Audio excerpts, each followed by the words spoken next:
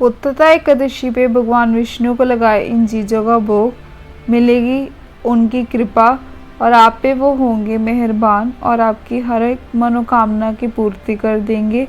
आखिर कौन सी चीज़ों का भोग पुत्रता एकादशी पे भगवान विष्णु और माता लक्ष्मी को लगाना चाहिए, जिससे आपको ऊपर वो अपनी कृपा बरसाएंगे और आपकी हर एक मनोकामनाएं पूरी कर देंगे। जानने के लिए आपको वीडियो को पूरा अंत तक देखना होगा।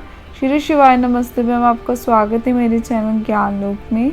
मान्यता है कि जो पुत्रता एकादशी का व्रत रखने और भगवान विष्णु को खास चीज़ों का भोग लगाने से जीवन की सारी परेशानियों का हल हो जाता है। मान्यता है कि पुत्रता एकादशी का व्रत रखने और विधि विधान से भगवान विष्णु की पूजा करने से संतान सुख की जो प्राप्ति होती है। इस दिन कुछ प्रिय चीज़ों का भोग लगाने से प्रभु अत्यंत प्रसन्न होकर कृपा करते हैं और प्रभु को लगाए जाने वाले भोग के अनुसार फल की प्राप्ति होती है। ऐसे में जानिए कि पुत्रता एकादशी के व्रत की तिथि और भोग के बारे में।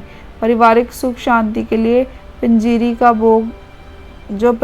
भोग है ना, वो प्रभु श्री हरि को अत्यंत प्रिय है। पुत्रता एकादशी में पंजीरी का भोग लगाना अत्यंत शुभ माना जाता है। इस दिन विधि विधान के साथ भगवान विष्णु की पूजा अर्चना करें। पंजीरी का भोग लगाने से भगवान विष्णु की जो प्रसन्नता तो होती है, इससे घर में पारिवारिक सुख और शांति में वृद्धि होती है। खासकर जो घर में पारिवारिक जो सदस्यों के बीच में मनमुटाव समाप्त हो जाता है और गृह क्लेश से मुक्ति मिलती है। जो पुत्रता एकादशी को भगवान विष्णु को पंजीरी का भोग और परिजनों के जो बीच में प्रेम और सद्भावना बढ़ाने का सबसे बेहतर उपाय माना जाता है। नंबर 2, सफलता के लिए फलों का जो भोग, भगवान विष्णु को फलों का भोग लगाना भी अत्यंत शुभ माना और फलदायी माना जाता है और सौभाग्य में वृद्धि होती है। इससे जीवन में सुख समृद्धि बढ़ती है और हर क्षेत्र में सफलता की प्राप्ति होती है। आगे नंबर 3, बेहतर आर्थिक स्थिति के लिए सूखे मेवों का भोग। पूजा में सूखे मेवों का भोग लगाना भी अत्यंत शुभ माना जाता है। माना जाता है कि पूजा में सूखे मेवे बादाम, काजू, पिस्ता और अखरोट को भोग लगाने से घर में सुख समृद्धि का वास होता है। यह भी माना जाता है कि सूखे मेवों का भोग लगाने से आर्थिक स्थिति बेहतर होती है और धन प्राप्ति के रास्ते खुलते हैं।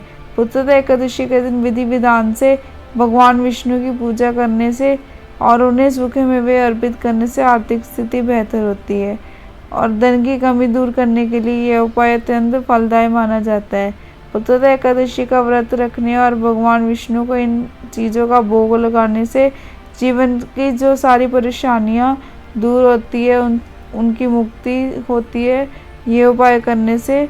तो आपको ये उपाय जरूर करने चाहिए। आगे हैं जो पंचामृत के बिना भगवान जो विष्णु की कोई भी पूजा पूरी नहीं मानी जाती।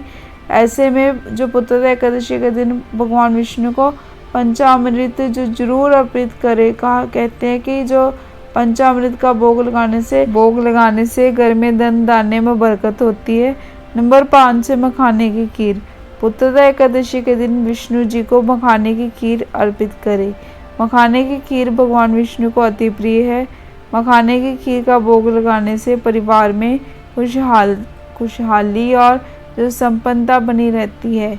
ये थी कुछ चीज़ों के बारे में जानकारी जो मैंने आपको बताया इस वीडियो में कि आपको पुत्रता एकादशी 2025 में ये चीज़ों को भगवान विष्णु के भोग लगाना चाहिए, जिसके कारण वो बहुत ज़्यादा प्रसन्न हो जाते हैं और आपको आशीर्वाद दे देते हैं, आपकी सारी मनोकामनाएं पूरी कर देते हैं।